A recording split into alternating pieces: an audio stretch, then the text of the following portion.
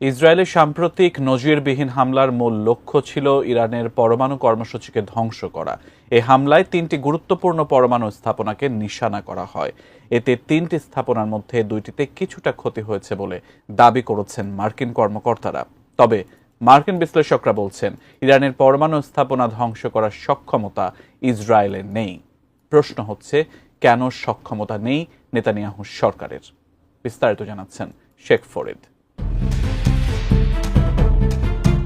Iran তাদের সবচেয়ে গোপন ও সুরক্ষিত পারমাণবিক স্থাপনাটি তৈরি করেছে একটি পর্বতের গভীরে, যার নাম ফোর্দো। এই স্থাপনাটি এতটাই শক্তপোক্ত ও গভীর, তা ধ্বংস করার সক্ষমতা নেই ইসরায়েলের। সামরিক বিশ্লেষকদের মতে, ইরানের পরমাণু এই স্থাপনাটি একটি বিশেষ বোমা দিয়ে কেবল ধ্বংস করতে পারে যুক্তরাষ্ট্র। ওই বোমাটি ৩০,০০০ পাউন্ড ওজনের এবং এমনভাবে তৈরি যে এটি শক্ত পাথর ও কংক্রিট ভেদ করে মাটির গভীরে বিস্ফোরণ ঘটাতে পারে।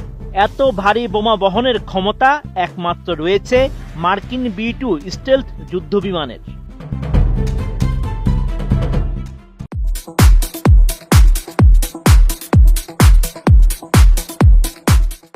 ইসরায়েলের কাছে এমন কোনো ভারী বোমার বিমান নেই, আর ইসরায়েলকে এই বোমা সরবরাহ করতেও রাজি নয় যুক্তরাষ্ট্র। সাবেক মার্কিন জেনারেল জোসেফ ভটেল জানান, তারা চায় না ইসরায়েল একে ব্যবহার করে বড় ধরনের যুদ্ধ শুরু করুক। তবে বিকল্প পথ খুঁজছে ইসরায়েল। নেতানিয়াহু সরকার ফোর্দোর বিদ্যুৎ উৎপাদন কেন্দ্র ও সংযোগ স্থাপনাগুলোতে হামলা চালানোর কথা ভাবছে। এতে করে ফোর্দোর কার্যক্রম থেমে না গেলেও অনেকটাই অকার্যকর করে দেওয়ার পরিকল্পনা রয়েছে।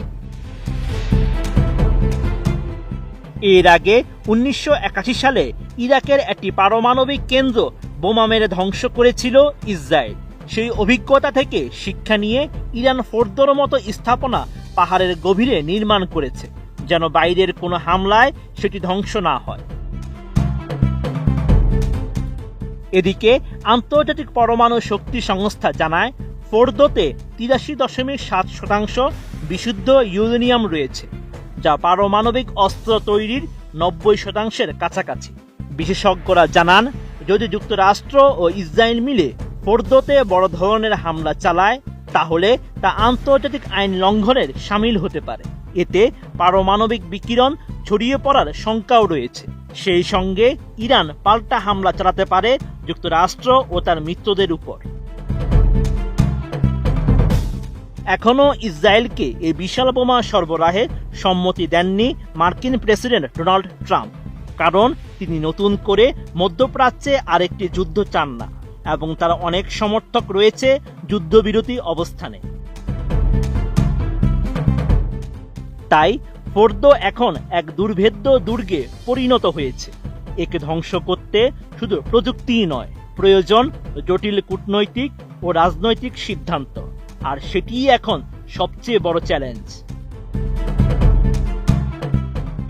Sheikh Farid, ATN news.